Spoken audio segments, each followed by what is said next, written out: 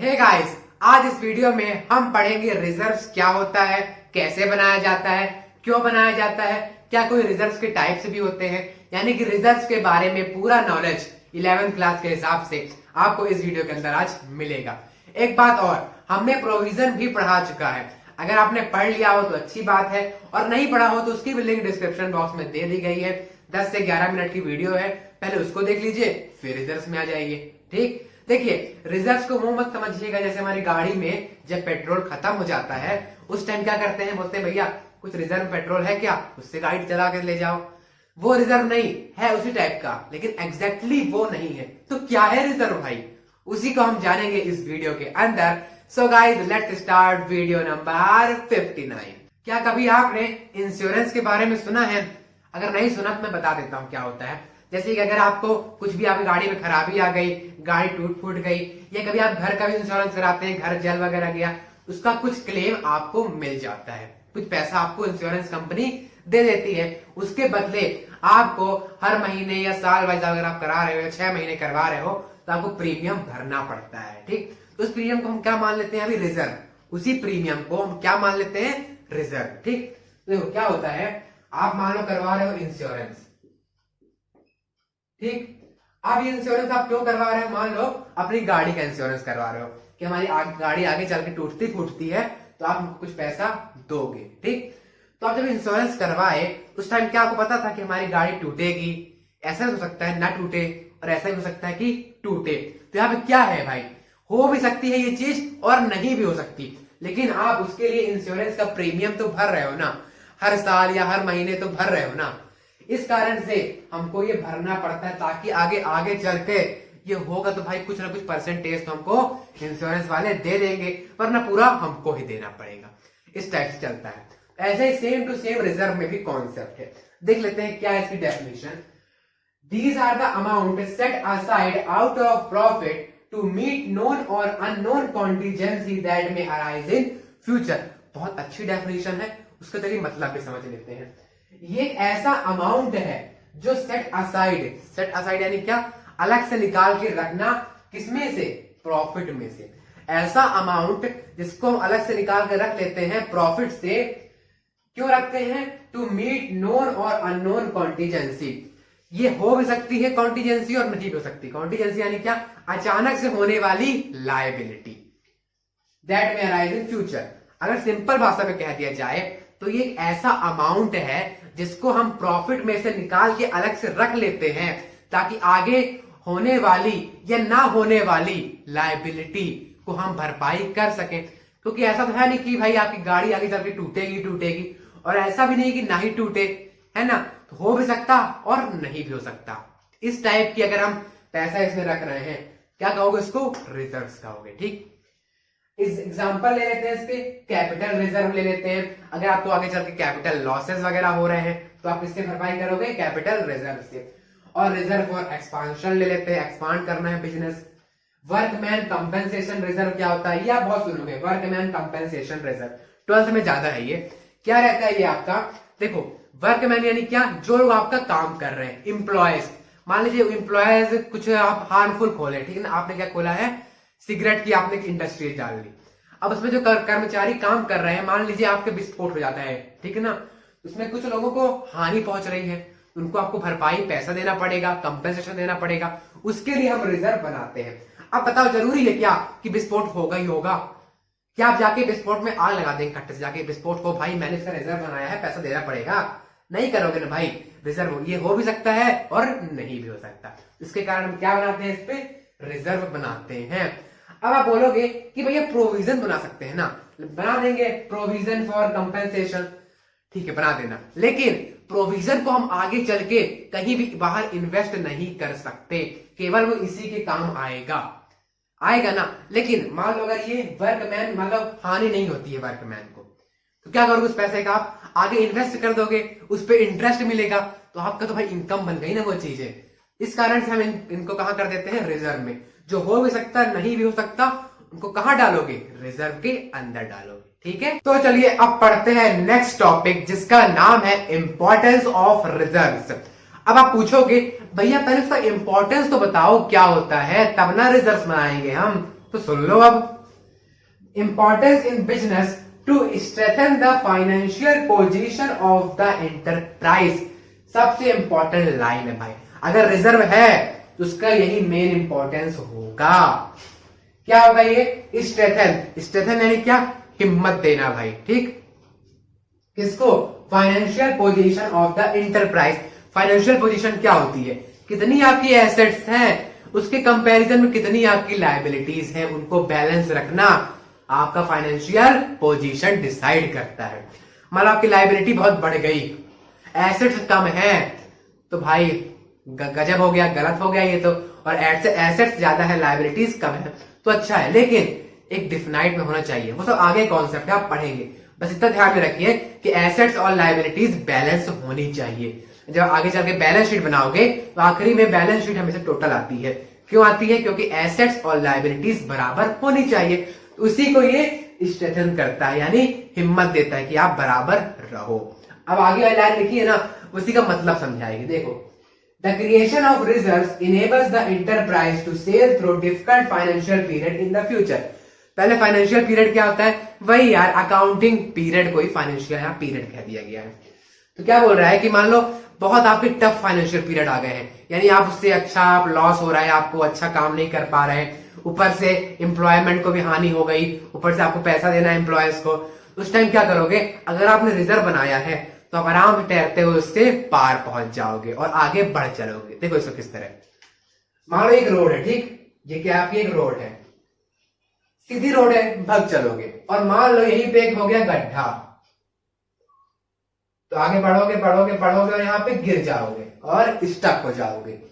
तो क्या होगा? यहाँ पे आप बढ़ ही नहीं पाओगे आगे।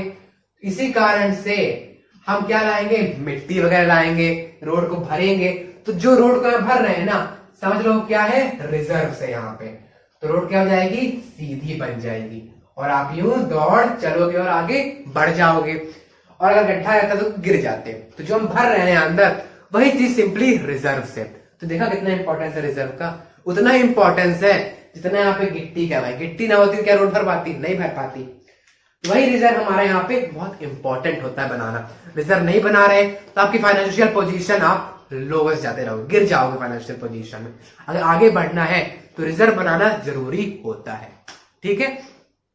अब देखो बढ़ते हैं टाइप्स ऑफ रिजर्व्स। अब रिजर्व्स के भी कुछ टाइप्स होते हैं, उसको भी डिसाइड आप उसको भी पढ़ लेते हैं हम। चलिए पढ़ते हैं टाइप्स ऑफ रिजर्व्स की तरफ। देखो रिजर्व्स जनरली दो टाइप्स के होते हैं। पहला टाइप होता है रेवेन्यू रिजर्व्स एंड दूसरा टाइप होता है कैपिटल रिजर्व्स। अब देखो रेवेन्यू रिजर्व्स क्या होता है? ऐसे रिजर्व्स जिनको हम रेवेन्यू प्रॉफिट से निकाल कर रखे हो। लिखा है set aside out of revenue profit. हमने रिजर्व्स की डेफिनेशन में पढ़ा था कि क्या होता है? Amount set aside out of profit. अब देखो प्रॉफिट भी दो टाइप के होते हैं हमारे, एक रेवेन्यू प्रॉफिट होता है और एक कैपिटल प्रॉफिट होता है। तो उसी के बेसिस में हमने रिजर्व्स को भी डिवाइड कर दिया है। इसका अमाउंट हम कहां से निकालेंगे? रेवेन्यू प्रॉफिट से। और एक होता है कैपिटल रिजर्व, इसका अमाउंट हम कहां से निकालेंगे? Set aside out of capital profit. भाई जो कैपिटल प्रॉफिट हो रहा होगा उससे हम इसका अमाउंट निकालेंगे। अभी हम इसके एग्जांपल देखेंगे कब कब कैपिटल प्रॉफिट होता है और कब कब कैपिटल रिजर्व बनाते हैं, इसका हम देखेंगे, ठीक। अब देखो रेवेन्यू रिजर्व के दो टाइप आ जाते हैं। पहला टाइप है आपका जनरल रिजर्व एंड दूसरा टाइप है आपका स्पेसिफिक रिजर्व, ठीक है। अब जनरल रिजर्व से समझ में आ रहा है नाम से ही, कुछ मतलब ऐसी चीजों के लिए है जिनका कुछ स्पेसिफाइड नहीं है। लाइक वाइज कि आपने रिजर्व तो रख लिया लेकिन सोचा नहीं किसके लिए मैं इसको यूज करूंगा। लाइक आपको लगा कि अगर आगे चल के एक्सपेंशन की जरूरत होगी तो एक्सपेंशन भी कर लेंगे, अगर कुछ पैसा बच गया उससे और क्या कर लेंगे हम, मान लो आप कंप्यूटर खरीद लेंगे और अपने लिए कुछ और अपने लिए नहीं भाई, बिजनेस के अपने लिए बोल रहा हूं यहाँ बिजनेस पे, ठीक है ना। कंप्यूटर खरीद लेंगे इसके लिए, बिजनेस के लिए खरीद लेंगे। ये सब हम यहाँ पे मतलब स्पेसिफाइड नहीं होता कि किसके लिए हम रिजर्व बना रहे हैं, लेकिन यहाँ पे स्पेसिफिक रिजर्व यहाँ स्पेसिफाइड होता है किसके लिए आप रिजर्व बना रहे हो। लाइक यहाँ पे WCR क्या होता है हम पढ़ चुके हैं, क्या? Workman compensation reserve. ये रिजर्व केवल किसके लिए यूज होगा? आपके जो आपका क्या होता है वर्कमैन होते हैं उनको अगर हानि हो गई तो कंपेंसेट करने के लिए ही केवल ये यूज होंगे, ये एक्सटेंशन के लिए यूज नहीं हो सकते, ठीक। फिर होता है IFR। क्या होता है IFR? आपका होता है इन्वेस्टमेंट फ्लक्चुएशन रिजर्व। अगर आपने इन्वेस्टमेंट की है उसमें कुछ फ्लक्चुएट हुआ है, मान लो आपने इन्वेस्टमेंट की थी 10,000 रुपए की, लेकिन उल्टा आपको 8,000 रुपए मिल रहा है, कम मिल रहा है, तो 2,000 की भरपाई कहां से करोगे? IFR से करोगे, इन्वेस्टमेंट फ्लक्चुएशन रिजर्व से करोगे।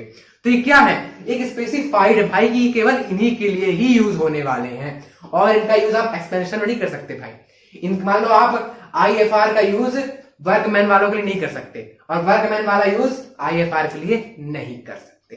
तो जनरल यानी क्या, किसी भी आपका स्पेसिफाइड नहीं है कि किसके लिए ये रिजर्व लगेगा, लेकिन स्पेसिफिक वालों का स्पेसिफाइड है। लेकिन दोनों का पैसा कहां से निकालते हैं? रेवेन्यू प्रॉफिट से ही निकालते हैं। ठीक, अब देखो जो कैपिटल रिजर्व होता है ना, ये not available for distribution of dividend. It is important line. क्या ये इंपॉर्टेंट लाइन है कि कैपिटल रिजर्व को आप डिविडेंड की तरह नहीं बांट सकते। डिविडेंड किसे देते हैं हम? शेयर होल्डर्स को। जो लोग शेयर खरीदते हैं उनको हम क्या देते हैं? डिविडेंड देते हैं।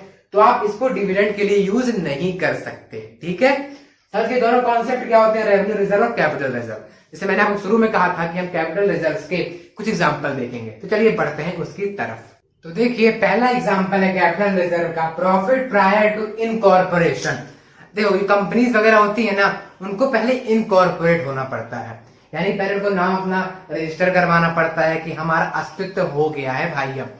लेकिन अगर उसके पहले ही कोई कंपनी प्रॉफिट कमा ली, किसमें गिनोगे उसको? कैपिटल प्रॉफिट में, और उसको क्या कह सकते हो? Capital reserve. ठीक, सेकंड आता है profit on sale of fixed assets. आप फिक्स्ड एसेट्स बेचते हो। पहले तो फिक्स्ड एसेट्स क्या होती हैं? मशीनरी हो गई, ट्रक वगैरह हो गए, आपके जो कंपनी में यूज हो रहे हो, बिजनेस में यूज हो रहे हो, वो सब क्या होते हैं? फिक्स्ड एसेट्स होते हैं। और आप उनको बेचते हो और प्रॉफिट हो रहा होता है उससे, तो क्या हो जाएगा वो? कैपिटल प्रॉफिट और कैपिटल रिजर्व। और अगर यहीं लॉस हो रहा हो बेचने में, तब क्या होगा? Capital loss. क्या आप लॉस से वो बनाओगे? रिजर्व बनाओगे? नहीं बना सकते। किससे रिजर्व बना सकते हो? केवल कैपिटल प्रॉफिट से। ठीक, रिजर्व तो बनाते ही इसी के लिए कि भैया हम लॉस की भरपाई कर सके। थर्ड आता है premium on issue of shares या डिवेंचर। अब ये कॉन्सेप्ट आपका है 12वीं का, 12th का, लेकिन समझ लो थोड़ा बहुत। देखो आपके मान लो शेयर्स की वैल्यू है 10 रुपए। देखो शेयर्स क्या होते हैं? कंपनी में शेयर का लेन देन होता है। ठीक, उसी की वजह से आपकी कंपनी खड़ी होती है, वही कंपनी के मेंबर्स होते हैं। अब इतना ही जान के रखो, 10 रुपए आपके शेयर की वैल्यू है, 10 रुपए में बिकने चाहिए, लेकिन आपने क्या कर लिया? उसमें अपना प्रॉफिट भी कमाओगे। तो जब शेयर में प्रॉफिट होता है ना, उसको क्या कहते हो? प्रीमियम। मान लो +2 रुपीज क्या कर रहे हो? प्रॉफिट कमा रहे हो। तो जो 2 रुपए है ना, ये भी कैपिटल प्रॉफिट ही होने वाला है आपका। क्या हो जाएगा? कैपिटल रिजर्व या कैपिटल प्रॉफिट। देन फोर्थ आता है आपका profit on revaluation of fixed assets and liabilities. अब देखो आपका रीवैल्यूएशन एक चीज होता है, क्या होता है? जब भी एसेट्स या लायबिलिटीज में कोई चेंज आता है, उसे हम रीवैल्यूएशन अकाउंट के अंदर दिखाते हैं। ये भी आपको 12th का ही एक कॉन्सेप्ट है। ठीक, तो आप यहाँ पे क्या करोगे? प्रॉफिट हो रहा होगा तो आप उसको कैपिटल प्रॉफिट के नाम से दिखाओगे। ओके, समझ गए चीजें? क्या एग्जांपल है? अब देखो कभी कभी आपका जो मतलब आपके टीचर जो होते हैं स्कूल में, वो ये क्वेश्चन दे देते हैं, क्योंकि बच्चों को पता होना चाहिए कैपिटल रिजर्व या कैपिटल प्रॉफिट होता क्या है। तो बहुत बच्चों को देखा रट बस लेते हैं, कैपिटल रिजर्व क्या होता है? जो कैपिटल प्रॉफिट से निकाला गया हो। अब बच्चे भी नहीं पता है कैपिटल प्रॉफिट क्या होता है, तो कैपिटल रिजर्व वो कैसे समझेगा भाई? इस कारण से इनको मैं आपको समझा भी दिया हूं, और अगर आपने समझ लिया हो तो वेल एंड गुड, और नहीं समझा हो तो समझो और कुछ नहीं कर सकते इसका। ठीक है, और देखो कुछ कुछ पॉइंट जो 12th के हैं वो आप याद कर लो अगर नहीं समझ में आ रहा। और आपका जो 11वीं में क्या क्या है? इनकॉर्पोरेशन है ना, सेल ऑफ फिक्स्ड एसेट्स है। सेल ऑफ फिक्स्ड एसेट कम करके भी आई डेप्रिसिएशन भाई, है ना, समझ लेना इसको। ठीक, समझ गए? तो देखो हमने यहाँ पे आपका मैक्सिमम पार्ट खत्म करा दिया है, लेकिन सबसे इंपॉर्टेंट चीज आती है, सबसे इंपॉर्टेंट चीज जो चैप्टर में रखी हुई है भाई, और जहां से टीचर क्वेश्चन निकालते हैं भाई, सबसे मेन क्वेश्चन क्या है? वो प्रोविजन एंड रिजर्व्स के बीच डिफरेंस। तो चलिए इसको पढ़ते हैं। तो देखिए प्रोविजन का पहला point, it is charge against profit. Provision क्या होता है? प्रॉफिट में चार्ज होता है। लेकिन रिजर्व क्या होता है? एप्रोप्रिएशन ऑफ प्रॉफिट, यानी कि प्रॉफिट का उपयोग होता है। क्या? रिजर्व। देन आता है प्रोविजन का second point, it is prepare to meet known liability और लॉसेस ऑफ अनडिटरमाइंड अमाउंट। हम प्रोविजन क्यों बनाते हैं मैं बता चुका था अपनी पिछली वीडियो में, जिसने हमने प्रोविजन पढ़ा है। नहीं पढ़ा तो देख लीजिए, तो ये डिफरेंस आपको और इजी लगने लगेगा। देखो हम क्यों बनाते हैं आपका प्रोविजन, कि जितनी भी आपको लाइबिलिटी पता है लेकिन उसका अमाउंट नहीं पता है कितने की लाइबिलिटी होने वाली है, उसके लिए हम प्रोविजंस बनाते हैं। लाइक वाइज मैंने आपको एग्जांपल भी दिया था। क्या एग्जांपल दिया था? घर वाला, कि हमें आगे चल के घर तो बनवाना है, हमें पता है कि ये लाइबिलिटी हमारी है, लेकिन हम पता नहीं कितने का आगे चल के घर बनेगा। क्या मतलब वो आगे चल के लोहा महंगा हो जाए, 5 लाख का हो जाए, या आगे चल के बालू सीमेंट महंगी हो जाए, तो हम अनुमान लगाते हैं प्रोविजन के अंदर। लेकिन रिजर्व में क्या होता है? It is prepare to meet unforeseen liabilities और लॉसेस। इसमें हमको लाइबिलिटी और लॉसेस का ही पता नहीं, तो अमाउंट को छोड़ो भाई। यहाँ मतलब पता ही नहीं कि लाइबिलिटी होगी कि नहीं होगी, या फिर आपके लॉसेस होंगे कि नहीं होंगे, ये हम रिजर्व में पढ़ते हैं। अब थर्ड आता है, यहां देखो, it can not invested outside the business. मैं बता चुका हूं प्रोविजन को हम बिजनेस के आउटसाइड इन्वेस्ट नहीं कर सकते, लेकिन रिजर्व्स को हम आउटसाइड इन्वेस्ट कर सकते हैं। देन आपका प्रोविजन का आता है fourth point, it can not be used for distribution of dividend. Provision होता है ना, जो अगर आपका कुछ अमाउंट बच भी गया प्रोविजन से, तो भी उसको आप बाहर जाकर या किसी और को डिस्ट्रीब्यूट नहीं कर सकते एज अ डिविडेंड, ठीक। लेकिन वहीं पे आप रिजर्व्स को क्या कर सकते हो? डिस्ट्रीब्यूट कर सकते हो, एक्सेप्ट ऑफ भैया कैपिटल रिजर्व। अभी आपने पढ़ा है कि कैपिटल रिजर्व को हम क्या नहीं करते? डिस्ट्रीब्यूट एज डिविडेंड नहीं कर सकते, ठीक। अब देखो हमने यहाँ पे आपको 4 पॉइंट बता दिए हैं। अगर आपको और पॉइंट जानने की इच्छा है या समझना है तो आपको बुक में दिए होंगे, और अगर आपको उस बुक के कुछ पॉइंट समझ में नहीं आ रहे हैं तो आप हमसे कांटेक्ट कर सकते हो। लेकिन कहां पे करोगे? कमेंट बॉक्स में लिख देना, मैं आपको उसका सॉल्यूशन प्रोवाइड करवाऊंगा। अगर वहां नहीं करना, इसी वीडियो के डिस्क्रिप्शन बॉक्स में मैं इंस्टाग्राम और टेलीग्राम की लिंक डाल दूंगा, तो आप उससे कनेक्ट हो और वहीं पे आप जब फोटो खींच दे उस पॉइंट की या पूरा पॉइंट टाइप कर दे, तो मैं उसका आपको सॉल्यूशन प्रोवाइड करवाऊंगा, ठीक। समझ गए? ये मतलब ये बेसिक पॉइंट्स है भाई, ये आपको याद होने चाहिए और बहुत इजी है याद करने के लिए। छाट छाट के निकाला है पॉइंट कि जो आपको इजी हो, सरल हो, छोटे हो और समझ में भी आ जाए, तो आप कर सकते हो, ठीक है। देखो अब एक लास्ट टॉपिक छूट गया था, क्या था वो? Secret reserve. उसको हम सीक्रेट नहीं रखेंगे, अब इसको हम डिस्क्लोज करेंगे। तो चलिए पढ़ते हैं सीक्रेट रिजर्व के बारे में। तो चलिए आज का लास्ट टॉपिक पढ़ लेते हैं हम, क्या है? जो सीक्रेट रिजर्व है, ठीक। अब देखो सीक्रेट रिजर्व क्या होता है कि ऐसा रिजर्व जिसको हम सीक्रेट करके रखे हो, सीक्रेटली रख लिए हो। अब सीक्रेट का मतलब क्या होता है? आपके बिजनेस में बात किया जाए तो आप उसको कहीं भी डिस्क्लोज नहीं करोगे, ना प्रॉफिट एंड लॉस में, ना बैलेंस शीट में, तो क्या हो जाएगा? सीक्रेट हो जाएगा। लाइक वाइज देखो छोटा सा क्या लिखा हुआ है, amount of which is not disclose in balance sheet. वो अमाउंट जिसको आप बैलेंस शीट में डिस्क्लोज नहीं करते, डिस्क्लोज यानी क्या? दिखाना। अब देखो इसमें सिचुएशन क्या होती है, जब आपका सरप्लस ऑफ एसेट्स बड़ा हो जाए लायबिलिटीज से भैया, तो जो सरप्लस अमाउंट आ रहा है ना उसको आप नहीं दिखाओगे। क्या करोगे? नहीं दिखाओगे। और क्या बना लोगे उसको आप? Secret reserve. और देखो सीक्रेट रिजर्व का एक और नाम होता है, क्या? लिख लेना इसको भी, हिडन रिजर्व। क्या होता है? हिडन रिजर्व होता है। अब देखो हमारी बैलेंस शीट में क्या होना चाहिए? एसेट्स इक्वल्स टू लायबिलिटीज होना चाहिए, लेकिन एसेट्स ज्यादा आ रहे हैं, तो जितने से ज्यादा आ रहे हैं ना उतना पैसा को अलग से निकाल के रख लो। किसके नाम से? सीक्रेट रिजर्व्स के नाम से, ताकि आपका एसेट्स इक्वल्स टू लायबिलिटीज हो जाए। तो समझ गए? ठीक है। आप देखो बढ़ते हैं यहाँ पर एडवांटेजेस और डिसएडवांटेजेस की तरफ। रुक जाओ, मुझे लग रहा है आप ये समझे नहीं होंगे क्या कि एसेट्स इक्वल लायबिलिटीज कैसे बनेगा। देखो मान लो आपकी एसेट्स आ रही है 1,20,000। भाई हम अकाउंट के छात्र हैं और हमें फिगर के बिना बात करोगे तो हमें पल्ले नहीं पड़ने वाली है ना, इस कारण से मैं आपको फिगर करवा रहा हूं। अब देखो एसेट्स 1,20,000 है और लायबिलिटीज कितनी है? 1 लाख है बस, ठीक। तो जो 20,000 का डिफरेंस आ रहा है ना, जो 20,000 सरप्लस है ना आपका, कितना? 20,000। इसको क्या करोगे आप? सीक्रेट रिजर्व से रख लोगे। तो आप इसको दिखाओगे नहीं तो कितना हो जाएगा? 1 लाख और इधर भी 1 लाख, तो बराबर हो गया ना। बस यही तो करना है, समझा रहा मैं आपको। अब देखो पढ़ते हैं हम इसका एडवांटेजेस और डिसएडवांटेजेस क्या क्या होते हैं। पहला एडवांटेज देख लेते हैं, इंक्रीजेस वर्किंग कैपिटल। अब आपने इतना पैसा निकाल के रख लिया तो आपकी वर्किंग कैपिटल बढ़ जाएगी भाई। आप कैपिटल और लगा सकते हो, जो एम्प्लॉयज काम कर रहे हो उनको और भी बुला सकते हो, जितना वर्किंग होती है ना उसकी कैपिटल आप और बढ़ा सकते हो। सेकंड आता है heavy losses can be met. अब जो बहुत बड़े बड़े लॉसेस हो रहे हैं जिनको आप रिजर्व से भी भरपाई नहीं कर पा रहे हो, तो क्या करोगे उसको, हिडन रिजर्व ही बेचारे काम आने वाले हैं, यानी सीक्रेट रिजर्व ही काम आने वाले हैं। देन आता है कुछ इसके डिसएडवांटेजेस भी होते हैं और इंपॉर्टेंट डिसएडवांटेजेस हैं ये। इस कारण से बहुत सारी आपकी कंपनीज है वो सीक्रेट रिजर्व नहीं बनाती है। देखो पहला है balance sheet will not show true and fair financial position, या इट्स ट्रू।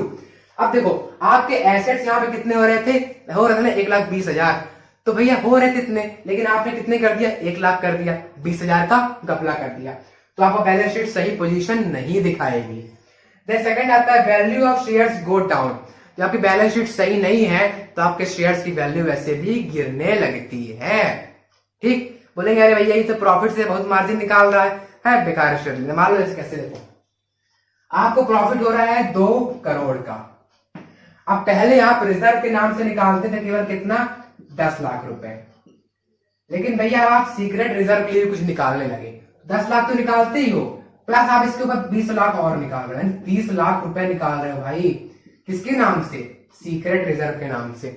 तो शेयर वाले बोलेंगे ना भाई इसके प्रॉफिट बहुत कम हो रहा है कम, क्यों हो रहा है, भूत रिजर्व निकाल रहा है भाई, इसके शेयर बेकार है। जब लोग शेयर नहीं खरीदते ना तो आपके शेयर की वैल्यू गिर जाती है, इस कारण से हमारे शेयर की वैल्यू गिरेगी। ठीक है, अब देखो हम बना कह सकते हैं सीक्रेट रिजर्व, ये देखो बहुत अपने आप सोचने की बात है। कैसे, आप ज्यादा डेप्रिसिएशन में चार्ज लगा दो। लाइक पहला तो कंपनी बोलती थी कि 5% लेना है आपको, लेकिन आप कितना लेने लगे, 15%। कितने डिफरेंस आया, 10% का। जो डिफरेंस आया 10% का, इसको कहां रख लोगे, सीक्रेट रिजर्व में रख लोगे। ठीक, इस टाइप से बहुत सारी चीजें कर सकते हो। ठीक, समझ गए सीक्रेट रिजर्व क्या होता है, छोटा है लेकिन बड़ा धमाका है। ओके, तो चलिए आज से हमने प्रोविजन एंड रिजर्व चैप्टर भी खत्म कर लिया है यहां से। तो अगला चैप्टर क्या है, अगला चैप्टर आता है बिल ऑफ एक्सचेंज। एक्सचेंज यानी क्या, लेन देन, उसका जो बिल होता है उसके बारे में हम पढ़ेंगे। तो आज समझ गए आप क्या होता है रिजर्व और प्रोविजन, हमने समझा दिया है। तो चलिए मिलते हैं अगले वीडियो में, तब तक के लिए स्वस्थ रहिए, मस्त रहिए, पढ़ते भी रहिए। Bye bye, have a good time.